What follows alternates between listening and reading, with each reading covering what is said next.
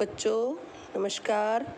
आज हम पढ़ेंगे कविता दीवानों की हस्ती। इससे पहले आशा करती हूँ आपने पाठ तीसरा प्रश्न उत्तर कर लिए होंगे और याद कर लिए होंगे उनको। आज हम इस कविता को समझेंगे और उसके बाद प्रश्न उत्तर लिखेंगे। दीवानों की हस्ती। हम दीवानों की क्या हस्ती है, आज यहाँ कल यहाँ वहाँ चले, मस्ती का आलम साथ चला, हम धूल उड़ाते जहाँ चले। हम दीवाने होते हैं मतवाले, मस्त। हस्ती का अर्थ है हैसियत, अस्तित्व, और आलम मतलब दुनिया। धूल उड़ाते मद मस्त होकर। कवि भगवती चरण वर्मा जी कहते हैं कि हम दीवाने हैं, हमारी क्या हस्ती है, हमारी क्या औकात है, हमारा कोई ठौर ठिकाना नहीं।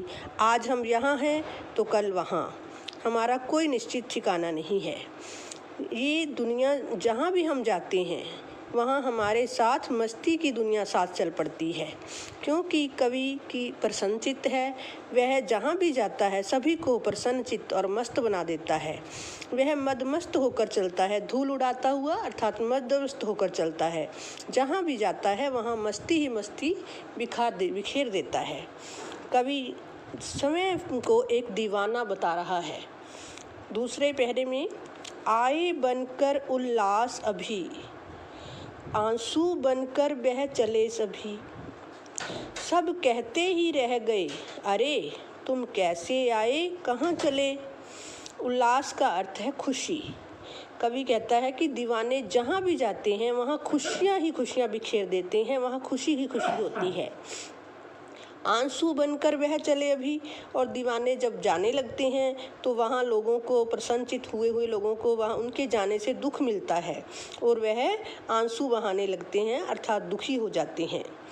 सब उनसे पूछते हैं, सब कहते ही रह गए, अरे तुम कैसे आए कहाँ चले। सब उनसे पूछते हैं कि तुम कैसे आए थे, इतनी जल्दी क्यों जा रहे हो अभी, क्योंकि वो उन्हें और रोकना चाहते हैं। किस और चले यह मत पूछो। जो कवि है उनके उत्तर में कहता है कि हम किस ओर जा रहे हैं, हमसे यह प्रश्न मत करो कि हम किधर जा रहे हैं। चलना है बस इसलिए चले, हमें तो आगे गति ही करनी है, हमें आगे ही आगे बढ़ना है, इसलिए हम आगे ही चल रहे हैं।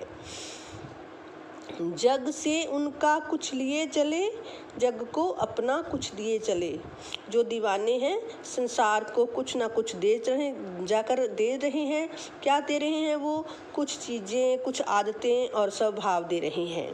जग को अपना कुछ दिए चले, जग से उसका कुछ लिए चले। और अपना क्या दे रहे हैं? अपने गुण, प्रसन्नता, स्वभाव दे रहे हैं वो।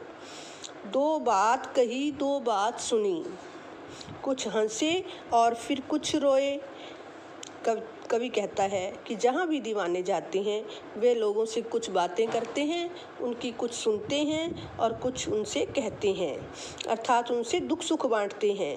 कुछ हंसे और फिर कुछ रोए।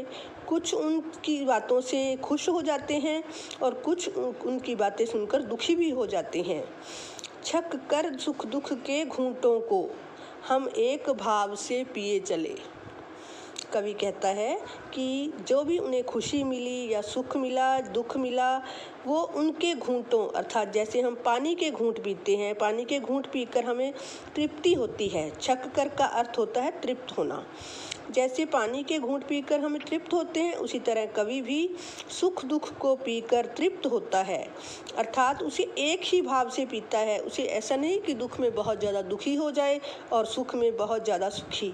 वो सुख दुख को समान भाव से जीता है और हमें भी यही शिक्षा देता है कि सुख दुख में समान भाव से रहना चाहिए। इस भिखमंगों की दुनिया में सब छंद लुटाकर प्यार चले। कवि कहता है कि ये दुनिया को कवि ने भिखमंगों की, भिखारियों की दुनिया कहा है। क्यों? क्योंकि यह दुनिया जो स्वार्थी है, यहाँ प्रेम किसी को देना नहीं चाहते, सब लेना ही लेना चाहते हैं। सब ये स्वार्थ भरी दुनिया है, इसलिए कवि ने इसको भिखारियों, भिखमंगों की दुनिया कहा है। सब छंद लुटाकर प्यार चले। कवि इस दुनिया में स्वतंत्र अपना प्यार लुटाकर स्वतंत्र रूप से आगे जा रहा है। हम एक निशानी सी उर पर ले असफलता का भार चले।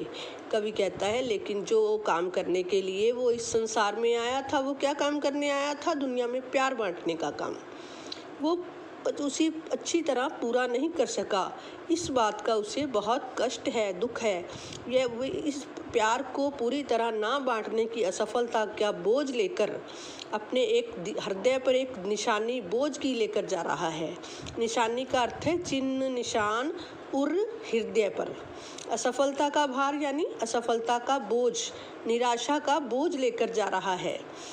अब अपना और पराया क्या, आबाद रहे रुकने वाले।